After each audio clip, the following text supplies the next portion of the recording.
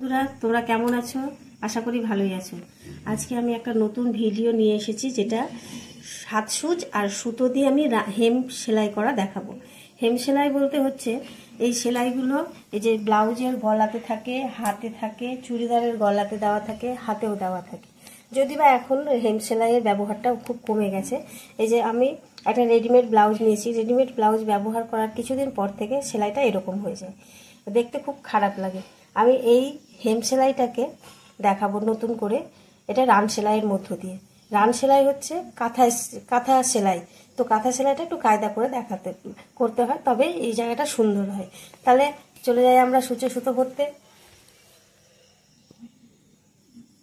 এই সূচ আমি এই সুতো ভরলাম, সুতো ভরে নিয়ে এই যে আমি সুতো রেডি করে নিলাম। এবার চলে আসছি, আমার হাতে তৈরি করা একটা ব্লাউজ আছে। এই ব্লাউজের গলাতে আমি রান সেলাইটা দেবো। একটু ভালো করে খেয়াল করে, একটু বাড়িয়ে রেখেছিলাম, এটাকে এইভাবে রেখে এভাবে করে মুড়ে দিয়ে এবার সেলাই স্টার্ট করছি। আমি শেষে একটা গিট নিয়ে নিয়েছি। গিট নিয়ে প্রথমে এরকম করে নিলাম, শুধু এই ব্লাউজটাতে নিইনি, এমনি নিয়েছি। এখানে দেখো গিটটার এই ভেতরে রেখে দিয়েছি, এটা ব্লাউজের বাইরে থেকে দেখা যাবে না। তারপর এটাকে এভাবে সেলাই করছি। আমি এটার জন্য যে সূচটা নিয়েছি সেটা হচ্ছে সোনামুখী সূচ নিয়েছি।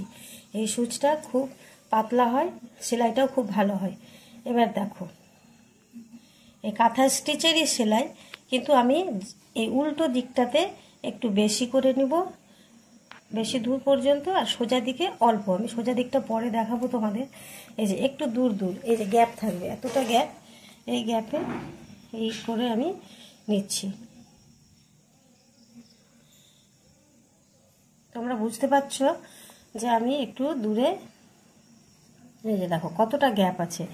এই গ্যাপ এইভাবেই থাকবে, এই গ্যাপ এইরকম থাকবে। এটা হচ্ছে কাঁথা সেলাই।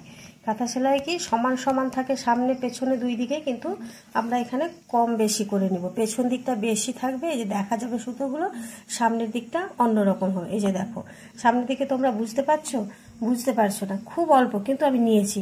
এই দাগগুলো দেখে বোঝা যাচ্ছে যে আমি অল্প অল্প করে নিয়েছি। এই সেলাই নষ্টও হবে না, এটা বারবার ব্যবহার করার ফলেও ব্লাউজটার গলাটা এরকমই থাকবে। ওই সেলাইগুলোর মতো, হেম সেলাইয়ের মতো এটা সরে যাবে না।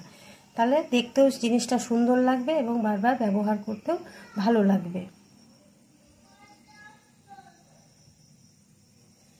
তাহলে তোমরা বুঝতে পারলে যে এই রান সেলাই, হেম সেলাইয়ের জায়গায় রান সেলাই কিভাবে দিলে দেখতে সুন্দর লাগবে। দেখো কত ভালো লাগছে, বোঝা যাচ্ছে না ওপর থেকে যে জায়গাটায় সেলাই হয়েছে। আজকের ভিডিও এই পর্যন্ত। সবাই ভালো থেকো, আর আমার ভিডিওটা ভালো লাগলে লাইক, শেয়ার, কমেন্ট, সাবস্ক্রাইব করতে ভুলবে না। আমি উৎসাহ পাবো, আরও নতুন নতুন ভিডিও তোমাদের জন্য নিয়ে আসবো।